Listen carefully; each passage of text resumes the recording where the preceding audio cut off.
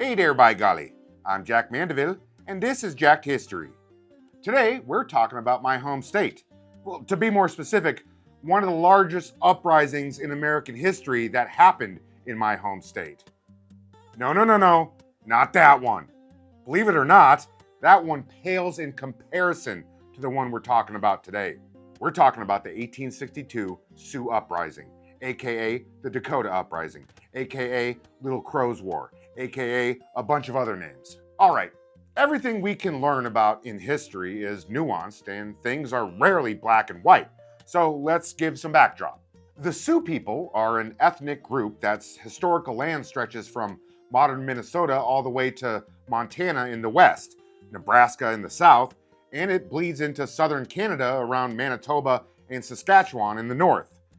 The name Sioux itself isn't from their own language, but was given to them by the neighboring Ojibwe people. Sioux roughly translate to enemy in Ojibwe. But of course, white settlers made contact with the Ojibwe before they did the Sioux, so they just took the Ojibwe's word for it on what to call them. Why? Because fuck them, that's why. The Sioux people actually have three major groups within the larger tribe: the Lakota, the Nakota, and the Dakota, the latter of which made up the Sioux population in modern Minnesota. They all spoke different dialects of the main language and had relative autonomy within their individual bands. And yes, I keep using past tense, but it should go without saying that these people still inhabit these areas to this day, in the hundreds of thousands. As for the whites, the United States as a whole was seeing a massive influx of German immigrants during the middle of the 19th century.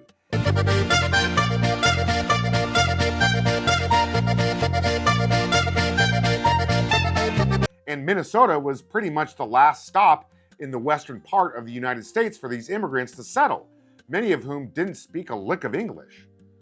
From 1850 to 1860, in just one decade, the white settler population in Minnesota skyrocketed from roughly 6,000 to over 170,000.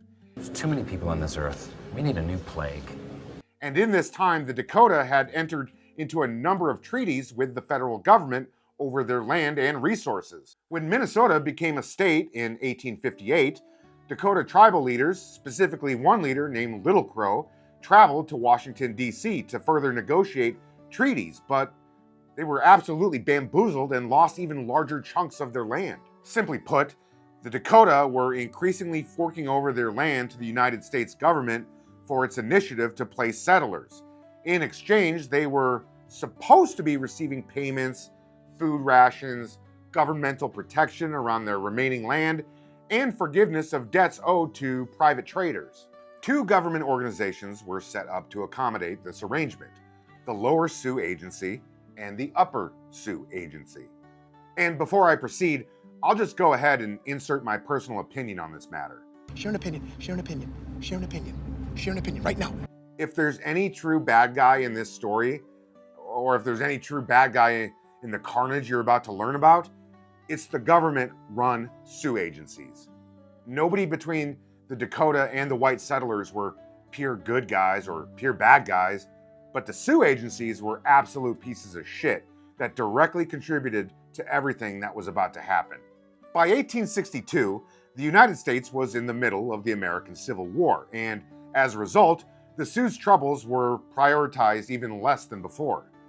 Less and less resources were being allocated to the Sioux agencies, but to make matters worse, the individuals running the agencies were corrupt as fuck. They were hoarding and withholding food that was supposed to go to the Dakota while simultaneously diverting funds into their own pockets.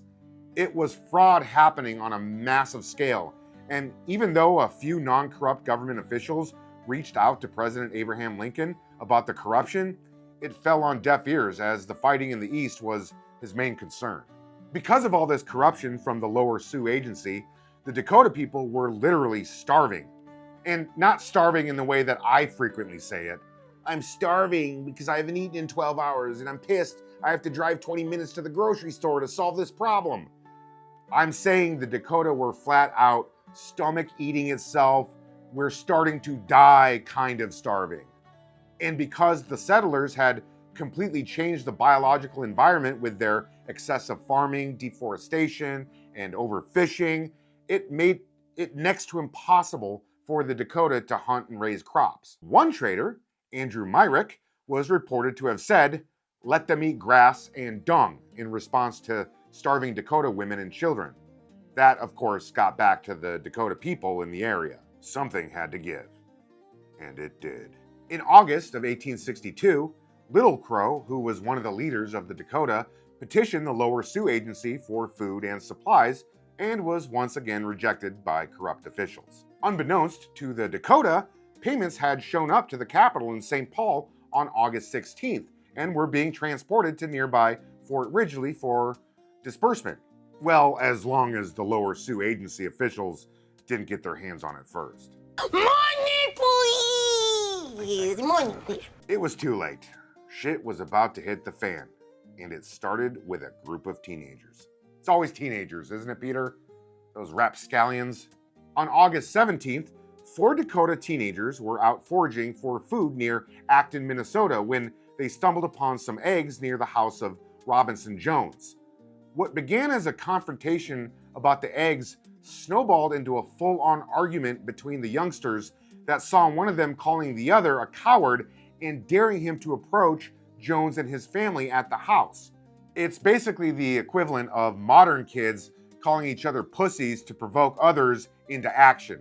So one of the boys, not wanting to be a pussy, walked up to Jones outside of his home with the other 3 in tow.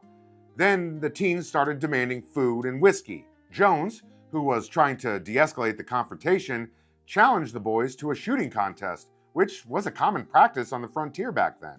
After a few volleys, the Dakota boy turned his rifle on Jones and killed him on the spot. Jones's wife, who was inside with their child, came out to see what the commotion was all about and was shot dead along with their 15-year-old adopted daughter and a German immigrant who was brand new to Minnesota. This all happened as the immigrant's wife watched in horror from their wagon. The teens knew they fucked up.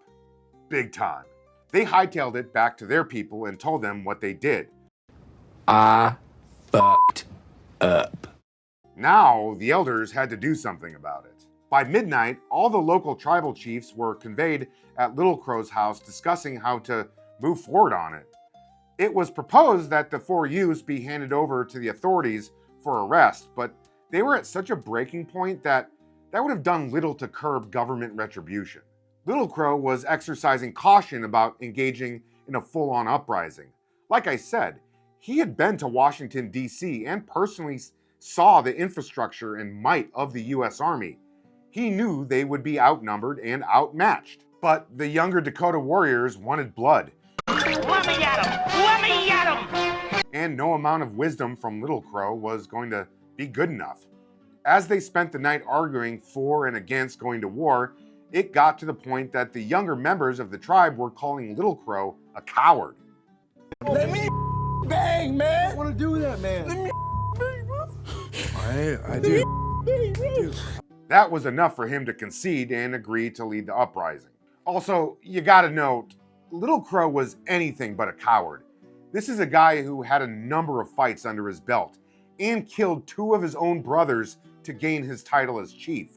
Time and time again, he saw his people through insurmountable odds as white settlers continued to encroach on their lands. By the time the sun was coming up on the morning of the 18th, Little Crow and a small army of Dakota warriors had surrounded and began an attack on the Lower Sioux Agency headquarters that included barns, trade stores, and lodging for the Indian agents. Many of the Dakota tribal leaders were having a hard time containing the zealous of their younger warriors, and as the Dakota made their way into the area, pure carnage occurred.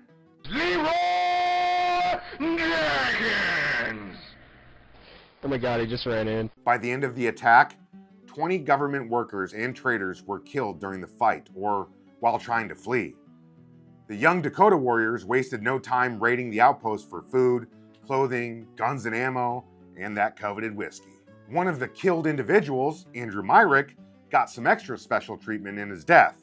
He was one of the main traders that had been denying the Dakota food and money leading up to the events, and as a result, was found mutilated with grass shoved in his mouth. You know, for that whole let them eat grass comment he made.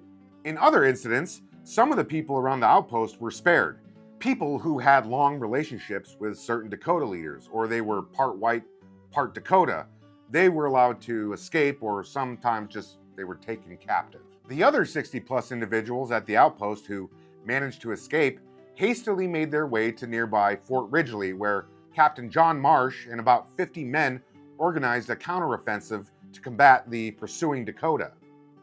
Marsh and his men were eventually ambushed in a fight that left half of them dead, including Marsh drowning while trying to retreat across the Minnesota River. The surviving troops eventually made their way back to Fort Ridgely and had to hunker down for another battle as the Dakota stayed in pursuit.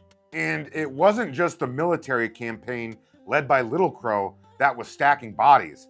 By this point, young Dakota warriors all across the area were completely out of control and operating on their own accord against Little Crow's and other tribal leaders' orders.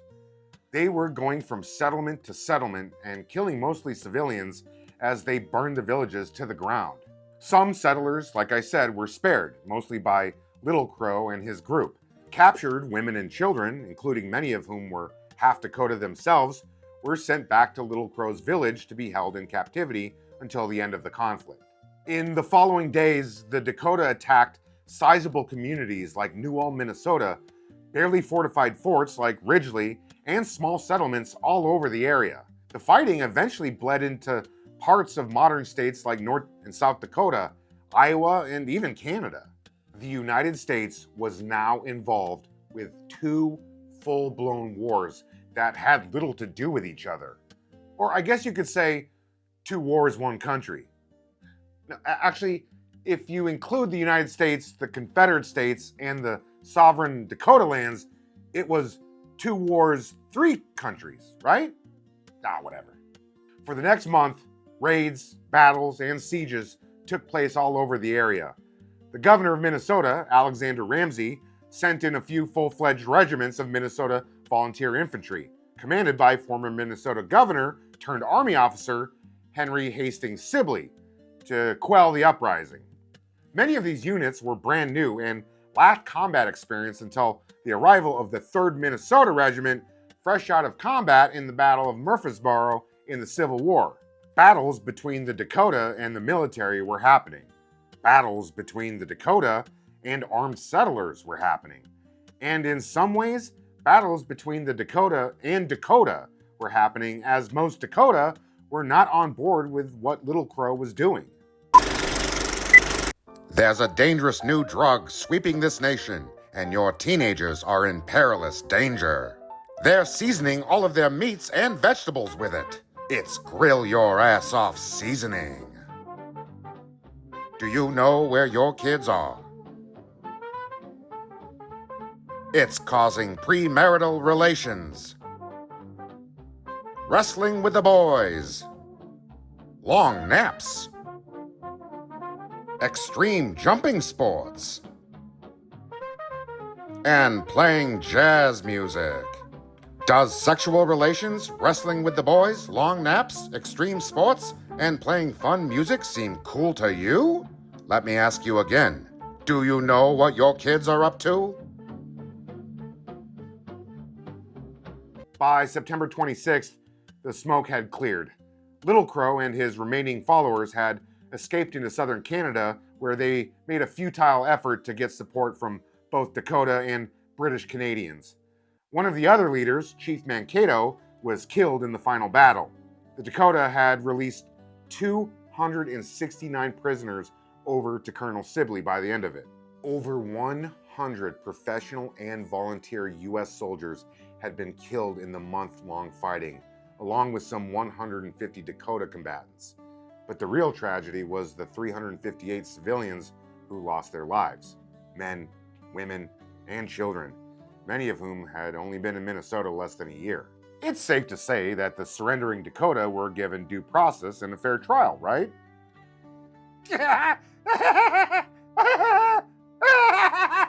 No. Thousands of Dakota were taken into custody, many of whom had nothing to do with the uprising. Of those thousands, over 400 went to military trials. Of those 400, 303 were found guilty and sentenced to death. Even by the standards of the day, these men weren't given fair trials. They had little to no representation. A lot of them didn't even know English, and nobody even bothered trying to explain the charges to them or the court proceedings. I mean, they were trying up to 40 of them a day, just turning them through like a turnstile. With that, appeals were made to President Lincoln to commute some of these sentences, mainly from local religious leaders. And it actually worked.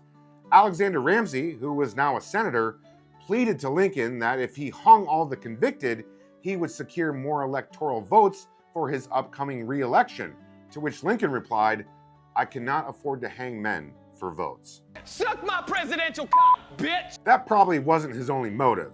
In an effort to keep foreign powers at bay while the US was embroiled in civil war, he knew this mass hanging could be a bad look and wanted to minimize the chances of foreign help to the Confederacy.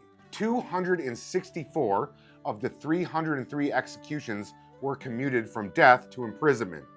On December 26, 1862, just 3 months after the Sioux uprising ended, 38 Sioux men were hanged in front of a crowd of thousands, making it the largest mass hanging in the history of the United States. Though most corpses were buried in a mass grave, some of them were used as cadavers. One of the doctors who got his hands on some corpses was William Mayo, who would go on to found the Mayo Clinic in Rochester, Minnesota, widely considered one of the best hospitals in the world today. As for Little Crow, who had been in hiding, he eventually made his way back into Minnesota, but had an anticlimactic death. He was killed and his body mutilated by 2 Anglo settlers just 6 months later in July of 1863. His skull and other fragments of his body remained with the Minnesota Historical Society until 1971, when they were returned to his grandson and given a proper burial. And that's the story of my home state. None of that Mighty Ducks or Paul Bunyan bullshit that you've come to expect from Minnesota. Nah, shit got real. All right, friends, just remember, don't rely on low-level government agencies like the Lower Sioux Agency to do shit to make your life better. Those corrupt assholes could have prevented a lot of bullshit had they just done their jobs and not, siphoned funds and stolen and been lazy and, all that. Please like, subscribe, hit that notification button, and share. Otherwise, I'm going to take a tomahawk to Peter. No, like an actual tomahawk, like a steak. I can get him for like $100 down at the meat market. You want a tomahawk? Let's do it. You learned it here at Jack Distillery. There's no mystery at Jack Distillery.